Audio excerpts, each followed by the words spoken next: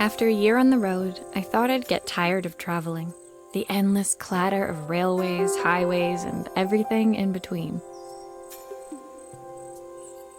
But as my train pulled into the station at Bellariva, I felt every bit as excited as the first day of my journey. A whole year.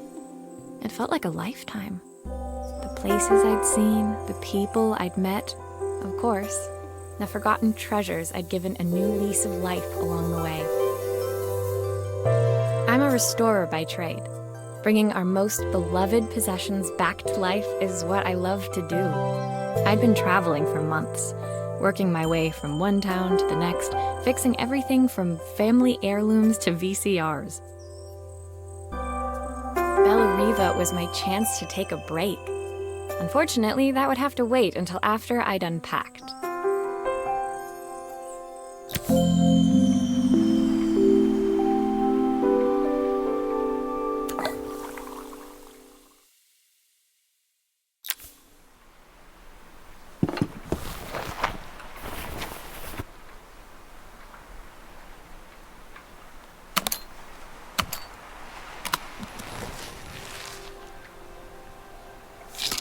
I picked up these sunglasses on my last stop. Hopefully I'm cool enough to pull them off. I saw a guitarist wearing these at a show once. Rock and roll repairwoman, at your service. My passport. Not many blank pages left now. Who doesn't love a scrunchie? Practical and stylish.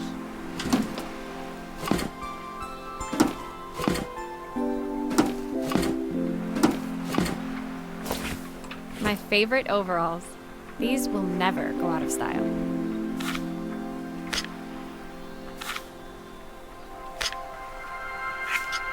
Looking forward to taking more close-ups of my fingers with this. I'll hand these out once I'm settled in. Fingers crossed they get me some work.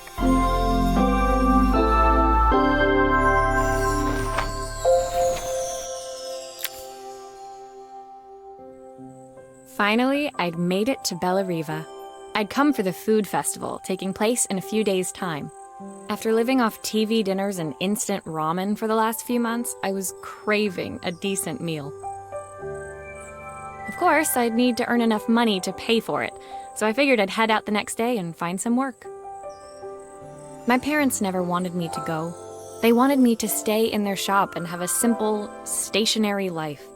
I knew there was a world out there, beyond the four walls of our antique store, that I had to be a part of. I daydreamed constantly about the weird and wonderful places each of our antiques came from. I loved figuring out their stories, revealing the memories hidden beneath the screws and wires. My story in Bellariva began with a little girl, and a voice she was longing to hear.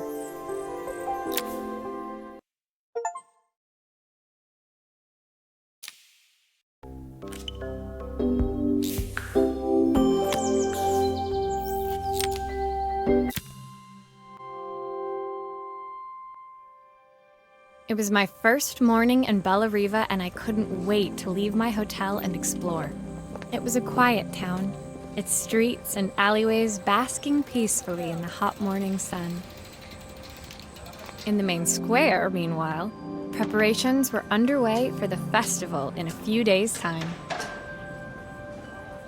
As I handed out my flyers, I wondered what the people of Bellariva would need me to fix. So far, everything here seemed perfect. I was starting to worry I'd made a mistake when I felt someone tapping me on the back. Hi, I'm Izzy. Do you know how to fix things? It was a little girl, maybe 7 years old, who must have gotten hold of one of my flyers. She rummaged around in her backpack until she hauled out a battered red cassette deck. My tape is broken and I can't make it work anymore. I tried to fix it myself, but there's this metal thing in the way. Can you try?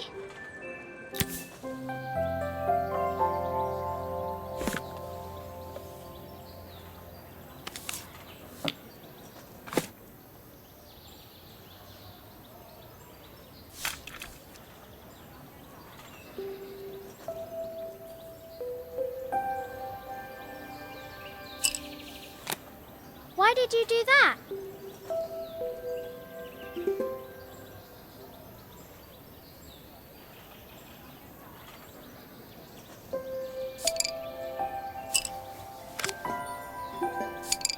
How did you do that? I didn't see.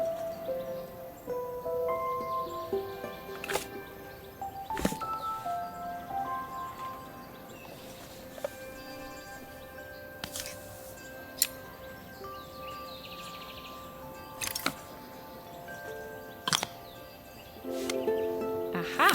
Those batteries look like they need replacing. Luckily, I have some spares.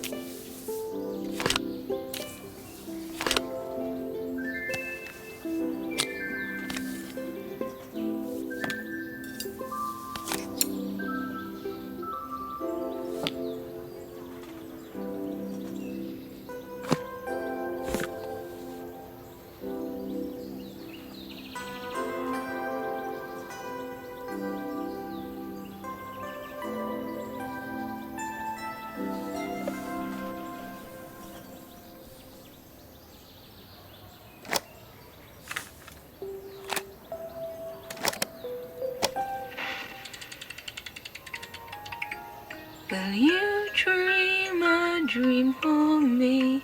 If I sit by your side and hold you so tight, know that I will always love you, even though we both know that we must say goodnight. Good night, my darling.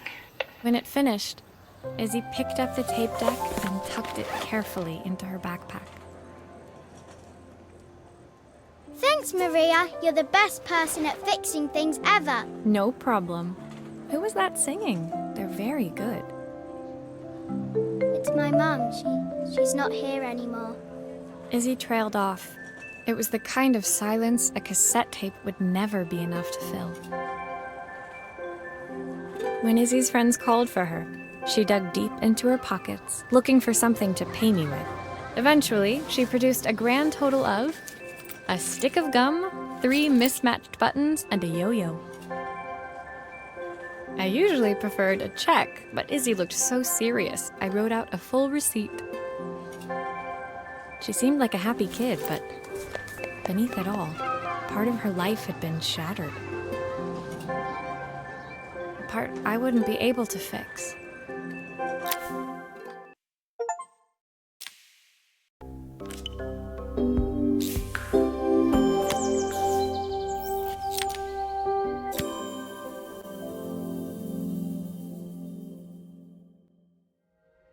My first repair complete, I spent the rest of the day doing small jobs in and around the square. I was exhausted when I got back to my hotel and found a message asking me to make one more visit. The address led me to a quaint little house, a stone's throw from the beach. Bathed in the evening light, it looked beautiful, in spite of its flaking paintwork and chipped tiles. The front door was opened by a harried-looking man, still dressed from a long day at the office. Are you Maria? My name's Joseph. I'm Isabel's father. I'm so sorry she bothered you this morning. Please, come in. I'd like to settle up properly. On the mantelpiece, I saw the remains of a broken statue. Without thinking, I picked up a fragment. Ah, my father's statue. What's left of it, at least. Yet another way I'd have disappointed him. It survived 100 years in this family.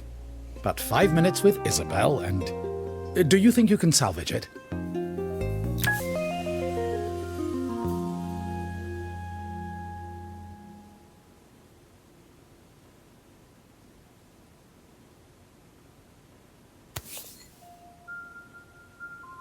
Will you be able to see the glue afterwards?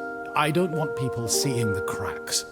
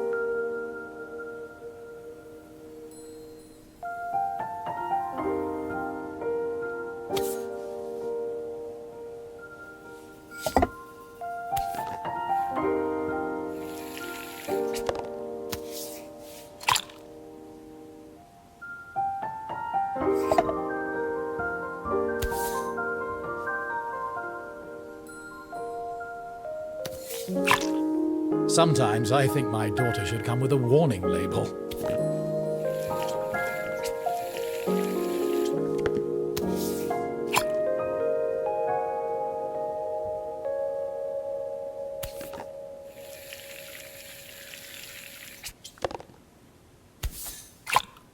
Is this glue really strong enough to hold everything together? Thank you, Maria. It looks as perfect as it ever did. My father wanted me to make something of myself. He didn't have time for anything less. As Joseph put the statue back on the shelf, it nudged against the family portrait stood proudly next to it. So he was Bellariva's mayor. And that was Izzy's mom. They must both miss her so much. Sorry, I'm a little tired. I've been working late getting things sorted for the festival.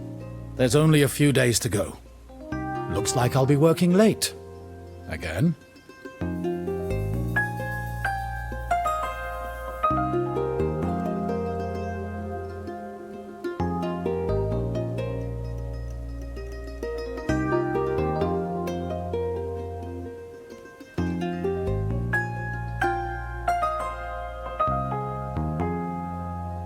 When I told my parents I wanted to leave, they always found an excuse to be busy, to avoid talking about it. I guess keeping themselves occupied was their way of pretending it wasn't happening. Joseph's work must have been taking up so much of his time. But maybe that was what he wanted. I just hoped he was finding enough time for Izzy, too.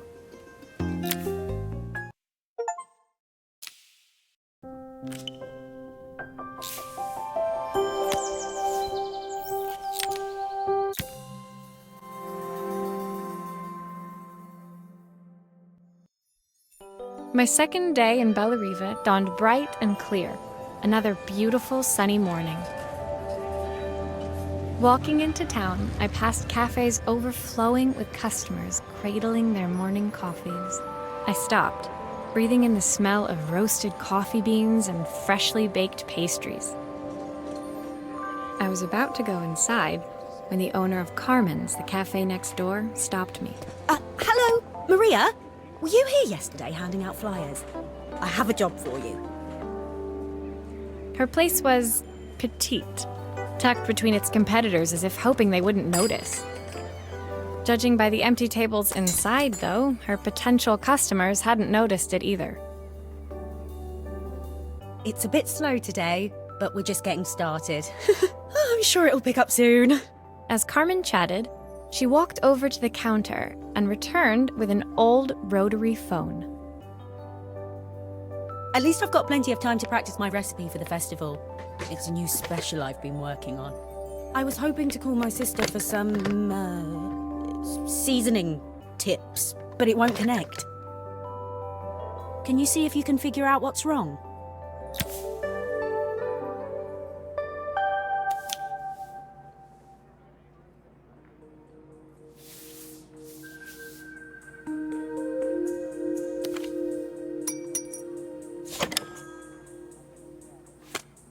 You can fix it, can't you? I can't afford to replace it.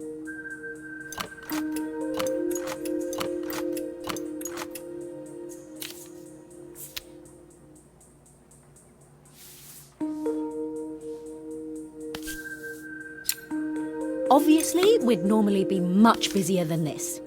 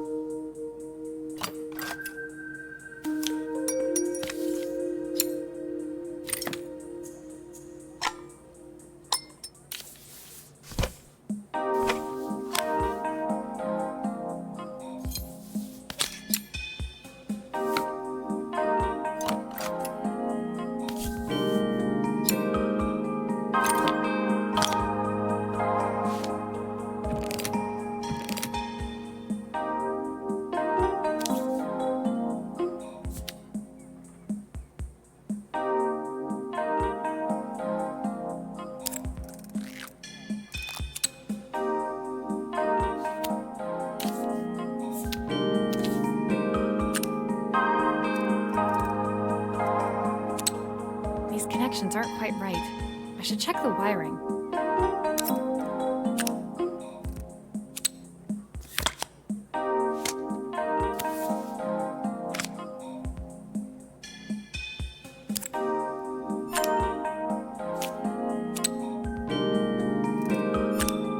Looks like this new circuit board is all hooked up.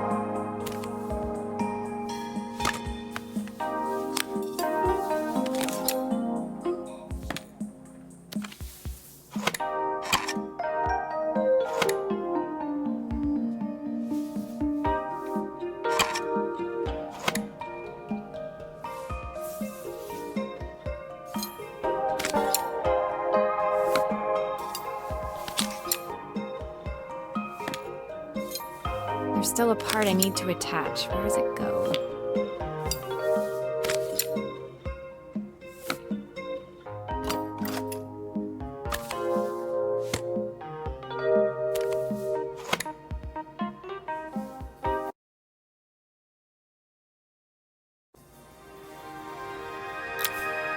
When I handed the phone back to Carmen, she seemed almost reluctant to take it from me.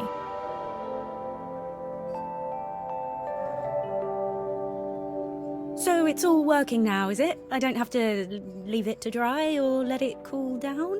Nope, it's ready to go. It'll be ringing off the hook in no time. That's if I can pay my phone bill, anyway. And the rent, and the suppliers.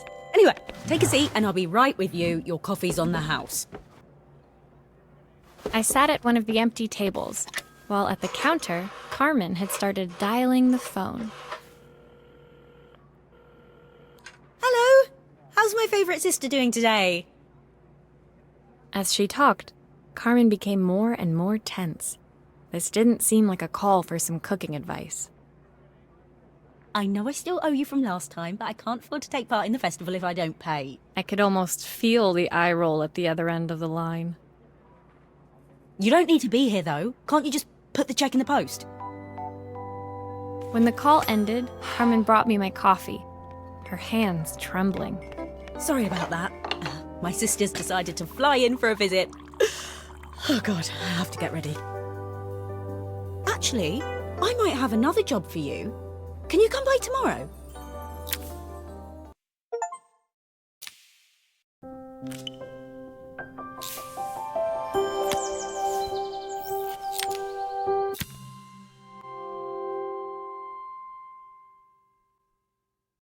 The next day, I'd promised Carmen I'd return to help her get the cafe ready for her sister's arrival. I was about to set out when I received an unexpected call from my hotel's reception desk.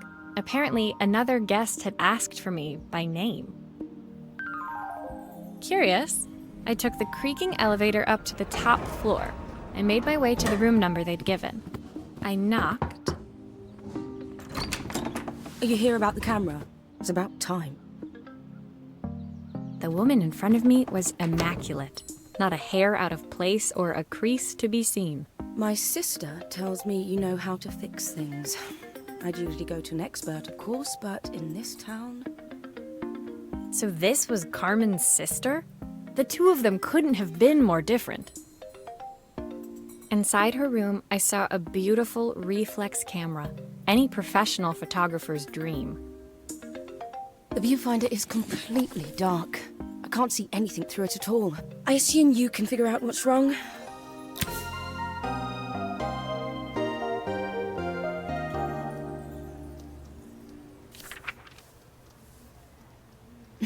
You need the manual.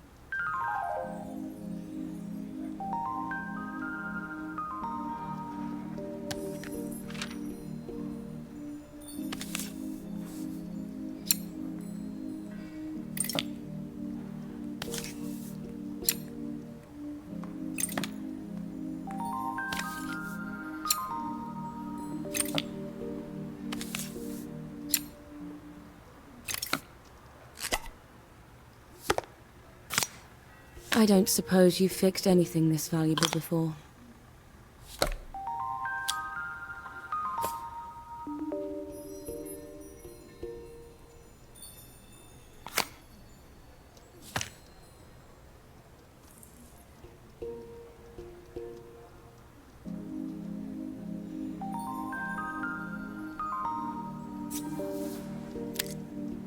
used the screwdriver, I could adjust the angle of the mirror.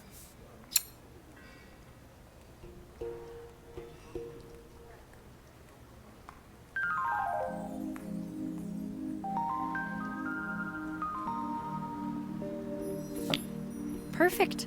Now the viewfinder should be working.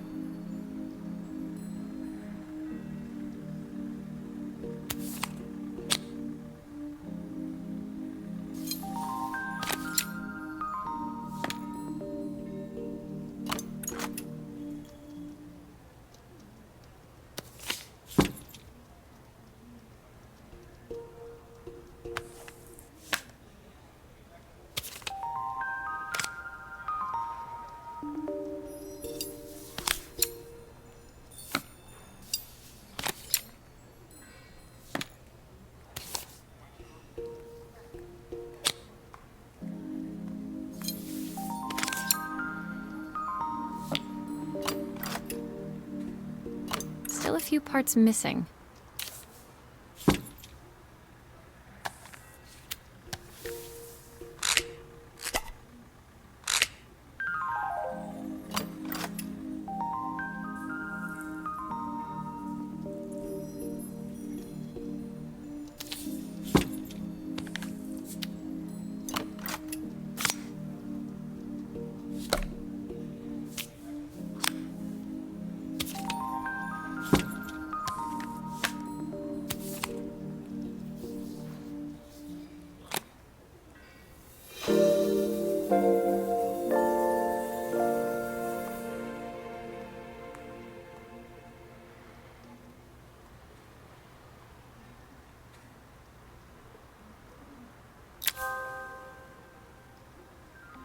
I felt a pang of envy as I handed the camera to Helena.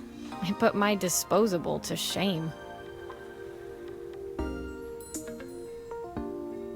I picked it up on my first trip to Paris. It's a 1958 limited edition, the first of its kind. It cost me 3 months' salary, but it was worth it. I had no idea what 3 months' salary meant to Helena, but I was pretty sure it was more than I could afford.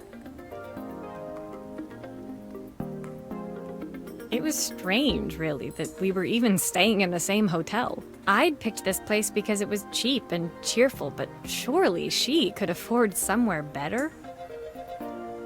She took some test shots, fiddling with the camera settings until she was absolutely satisfied. This work is immaculate. At least there's one person in this town who knows what they're doing. Sending you to me might be the first thing Carmen's actually gotten right. I wondered why Helena had bothered coming if she thought so little of her sister. I hear nothing from her for weeks, and then when she finally does call me, all she wants is money. If she thinks I'm lending her another penny, she'll have to convince me it's not a total waste of time.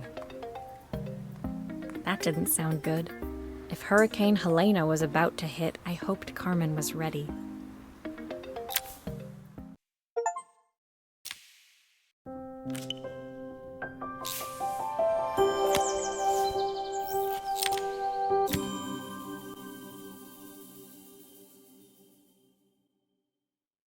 The sun was setting over Bellariva by the time I reached Carmen's cafe. From the outside, it looked as quiet as ever, but inside, I found Carmen cleaning like her life depended on it. Maria! Oh, don't mind all of this. If Helena finds one speck of dust in here, I'll never hear the end of it. Carmen seemed pleased to see me, but I sensed the fidgeting tension beneath each sweep of her mop. Trying to live up to the standards of someone like Helena seemed like an impossible task.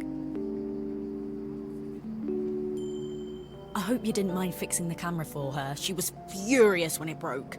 I really need this to go well. If she doesn't lend me the money, I don't know how long I can keep this place going. Carmen led me to a back room, where she'd laid out the components of what looked like a neon sign. I had this made when I first opened the cafe, but I'm hopeless with electronics. So there was supposed to be a sign outside. This might explain the lack of customers. I'd like to put it up before Helena gets here. Can you give it a try?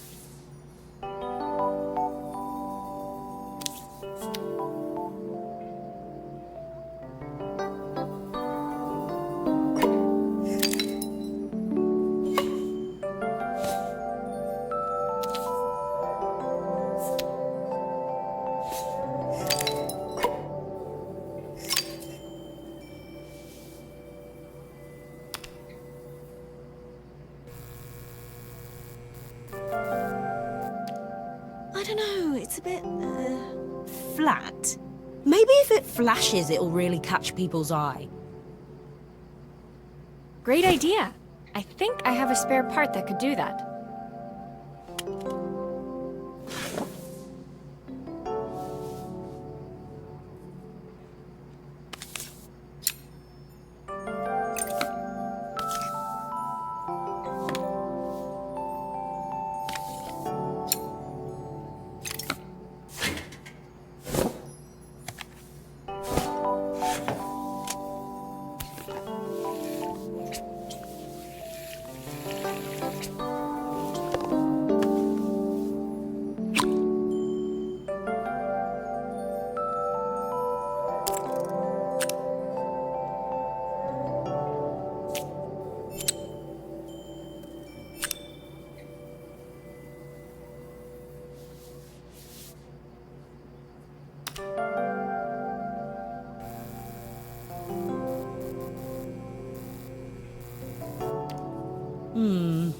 It still needs something else. Maybe we can add one of these.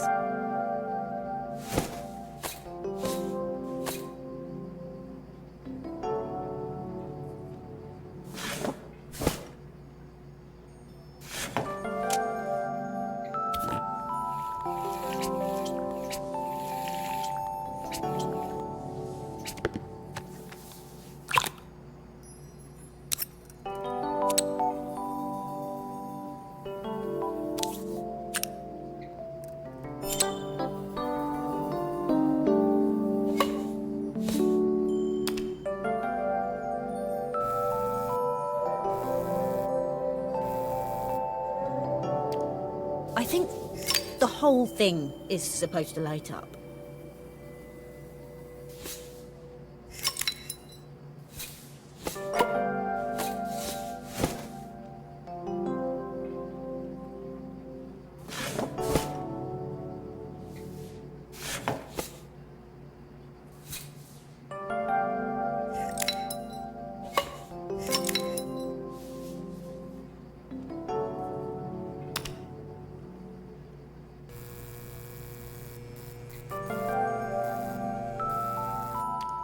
It works! I'll screw everything together again and you'll be set.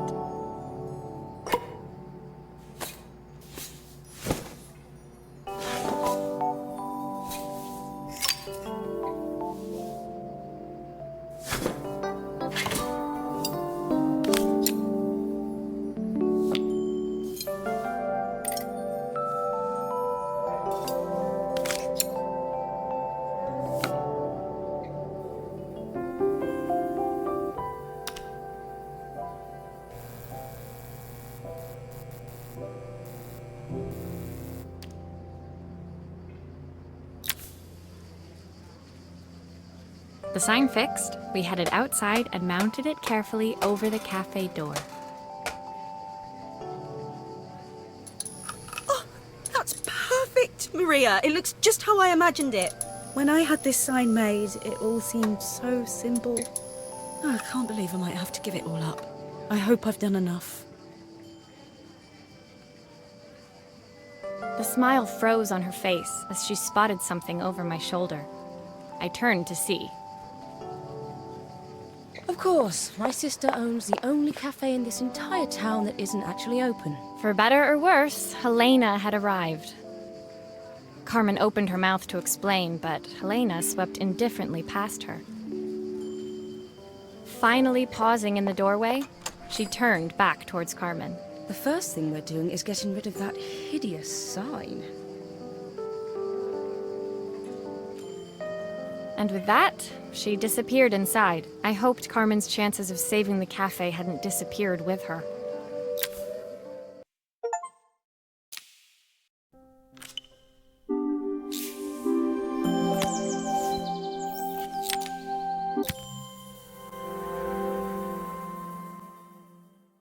It was the day before the festival, and the whole town was busy getting ready.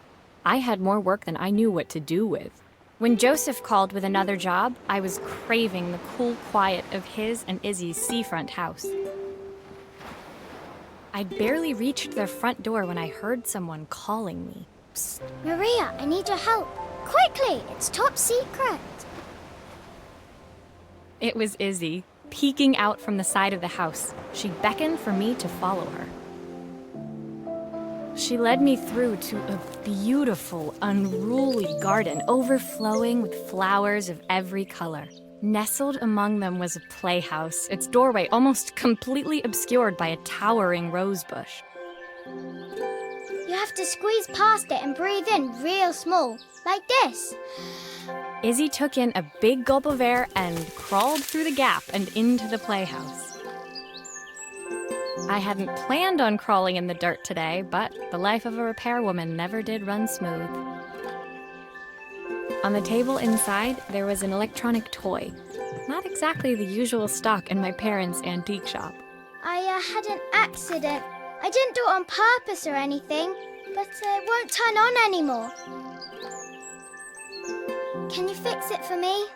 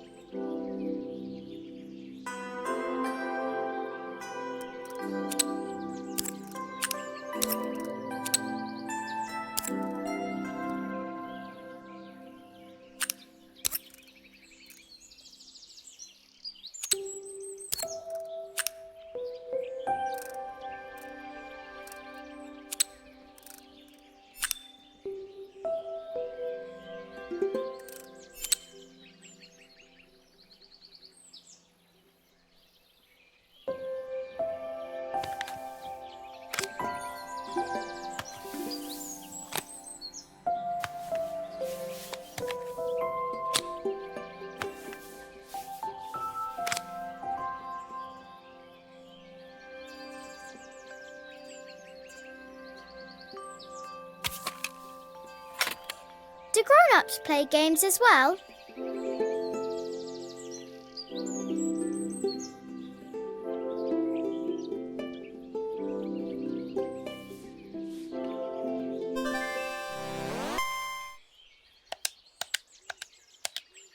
Can you show me how to play? I tried before, but it was so hard.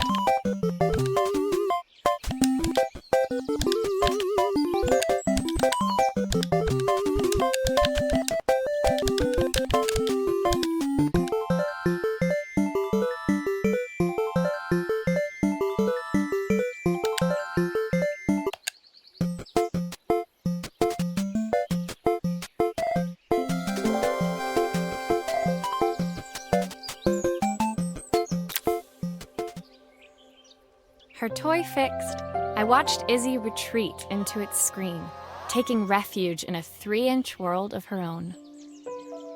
Well, I'd better head inside. Your dad is waiting for me. Please don't tell him about the game. He'll think I broke it on purpose. Why would he think that? Because, well, I kind of dropped it really hard at the wall. Izzy looked down, scuffing her shoes on the worn floor of the playhouse. My dad said I have to go to this stupid festival tomorrow and put on a stupid dress, and I don't want to. All he cares about is working. He never wants to see me unless it's for his job. I'm not going. He can't make me. With that, Izzy dove back through the rosebush and disappeared into the wilds of the garden. She was so young. She couldn't be expected to see that her dad was struggling too. It made me think, had I really tried hard enough to understand my parents' point of view? I was so focused on the adventures ahead of me, maybe I didn't care enough about leaving them behind.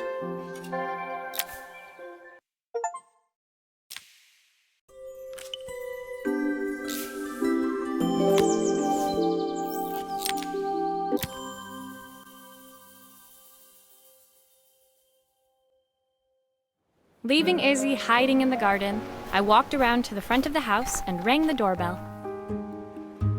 It was only then I noticed my favorite overalls covered in grass stains. I scrubbed desperately, but it was too late. Maria, what are you doing? What happened to your clothes? I was, repairing a lawn mower. How unusual. Well, do come in. The job I've got for... Totally embarrassed. I was, repairing a lawn mower. How unusual. Well, do come in. The job I've got for you is a little more delicate. Totally embarrassed, I walked into an orderly room filled with papers and ledgers. So this was his office. You must be so busy getting ready for the festival. Are you looking forward to it? Of course. It's traditional for the mayor to judge food from every cafe and restaurant in town. I'll be declaring the best chef in Bellariva by this time tomorrow. Speaking of which... He unclipped the watch from his wrist and very carefully handed it to me.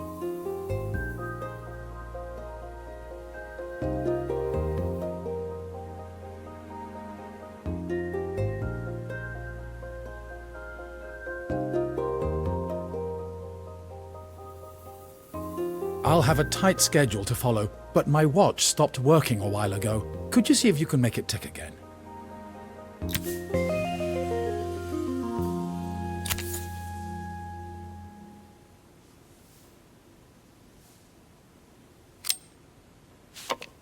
Are you sure it will all fit back together?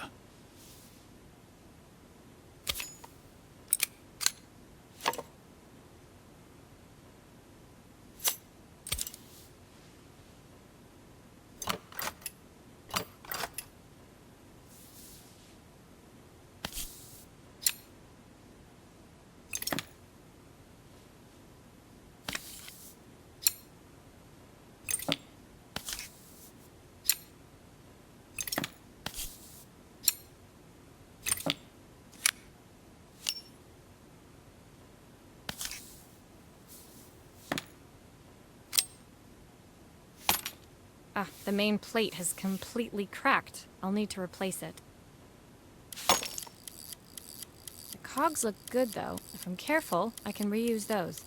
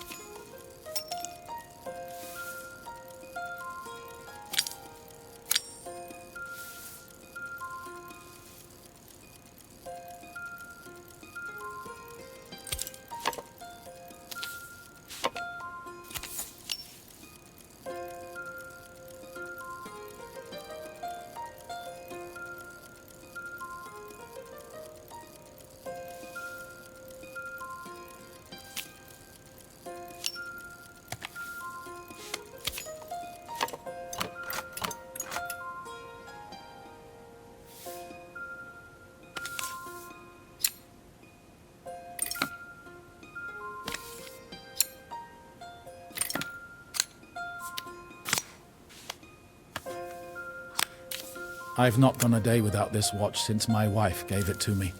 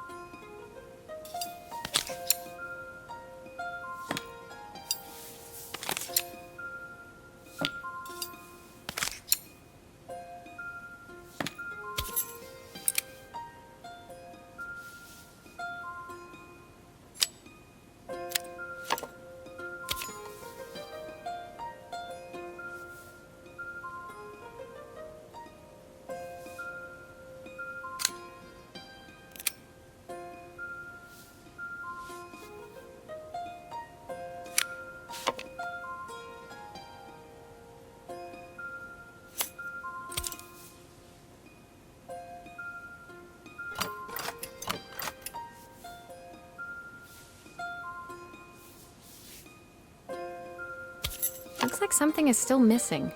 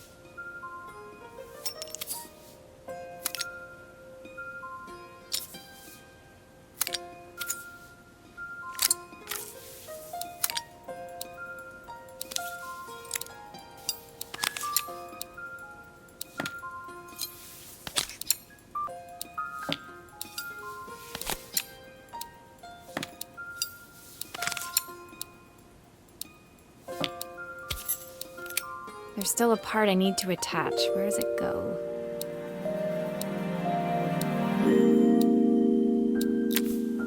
As I handed the watch back to Joseph, my fingers traced over the engraving on the back. I hoped fixing this was one small way I could help him move forward. I can't believe it's working, Maria. Thank you. My wife was a brilliant woman. Feeling this ticking on my wrist, it makes me feel like she's still here. Watches measure minutes and hours like they're infinite. I didn't know we had so little time. Even with Isabel, I barely see her. And when I do, she acts like she hates me.